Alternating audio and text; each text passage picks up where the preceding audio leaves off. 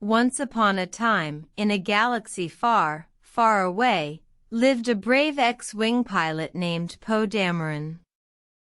Every night, Poe would dream of flying through the stars, exploring new worlds and battling the First Order.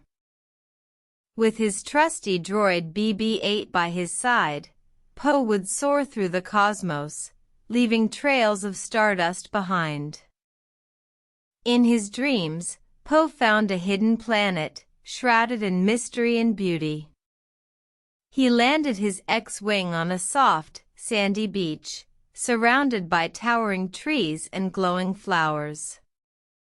Poe and BB-8 explored the planet together, discovering strange creatures and ancient ruins.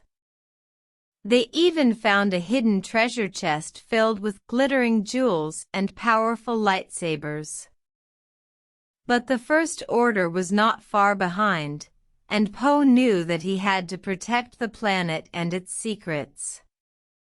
Using his powerful X-wing, Poe battled the First Order, shooting down their TIE fighters and saving the day.